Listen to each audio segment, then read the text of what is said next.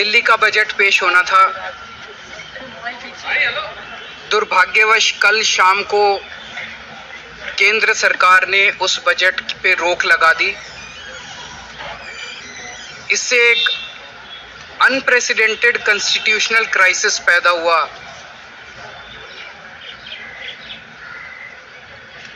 उनके कुछ ऑब्जर्वेशंस थे, उन ऑब्जर्वेशंस का हमने जवाब भेज दिया। आज उस बजट पे उनकी सहमति आ गई है। अब आप इस पूरे प्रकरण को देखिए कि इससे किसका भला हुआ। वही बजट, कोई चेंज नहीं, कोई बदलाव नहीं किया, कोई फिगर्स नहीं बदले, सेम बजट के ऊपर आज उन्होंने सहमति दे दी। तो इससे तो केवल एक ही चीज साबित होती है, उनके अहंकार को संतुष्टि मिल गई इस पूरे प्रोसेस से।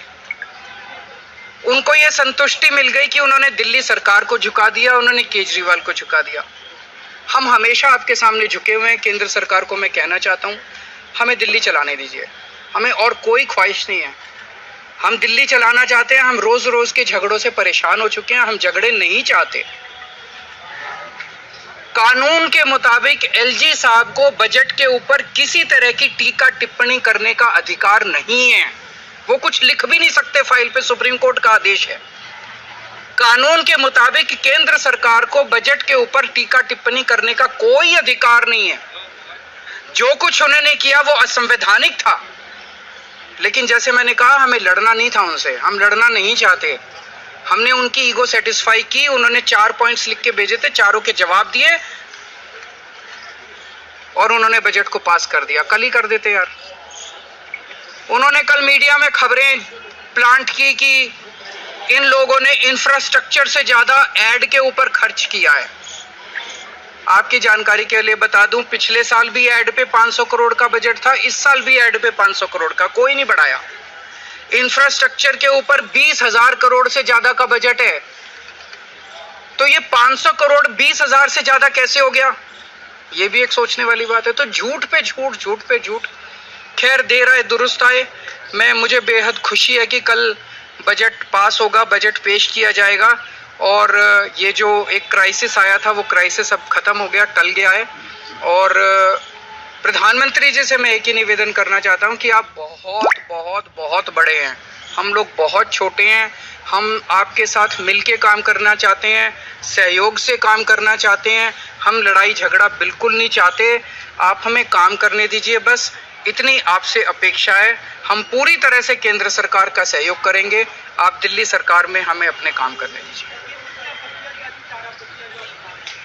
एक उन्होंने लिखा था, शायद मेरे को चारों अब याद नहीं है, लेकिन एक लिखा था कि कैपिटल एक्सपेंडिचर इतना क्यों है, इतना क्यों नहीं है। तो उनको बता दिया भाई पिछले 4 साल से जो आ रहा है उतना ही है।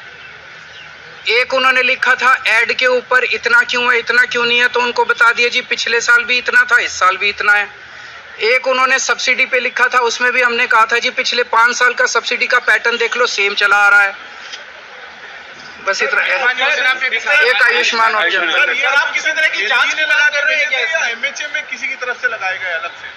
देखिए, हमारे पास तो एमएचए से आता है, तो एमएचए में कौन लगाता है, कैसे लगाता है, ऑब्वियसली बिना टॉप के अनुमति के तो किसी सरकार का बजट कोई छोटा बाबू तो रोक नहीं सकता। जिस तरह से अधिकारियों का रवैया था, उस पर क्या कहेंगे? वो आज इसने अभी पूरे मामले को प्रिविलेज कमेटी में भेजने के लिए विधानसभा ने रेजोल्यूशन पास किया। सर, आपको क्या लग रहा है, क्या एजेंडा था? वाज इट केवल ईगो सेटिस्फेक्शन है? आप खुद ही सोचिए, केवल इतना था, ईगो सेटिस्फाई करनी थी कि हमने दिल्ली सरकार को झुका दिया, हमने केजरीवाल को। हम तो वैसे ही झुके हुए हैं यार, हम वैसे ही मरे हुए लोग हैं, हम वैसे ही छोटे से लोग हैं। छोटी सी पार्टी है, द वर्ल्ड स्मॉलेस्ट पार्टी, वो लोग वर्ल्ड लार्जेस्ट पार्टी हैं। रोज हमें डांट के मार के डंडा मारते हैं, रोज पता नहीं क्या संतुष्टि हो। बजट डिले हुआ, इससे क्या नुकसान आप देख रहे हैं? अभी कोई नुकसान नहीं है, कल बजट पेश हो जाएगा। But it is not a healthy tradition. एक इलेक्टेड गवर्नमेंट के बजट को इस तरह से रोकना, ये बहुत ही अस्वस्थ परंपरा है। काश ये शुरू ना हुई होती, लेकिन अब अगर शुरू हुई है तो ये रिपीट ना हो कहीं भी, भगवान से ऐसी प्रार्थना है। LG has no power to raise any objection or make any observation on the budget. It is beyond his powers. Yes, sir, but- So whatever objection or observation was raised was against the constitution. Thank you, sir.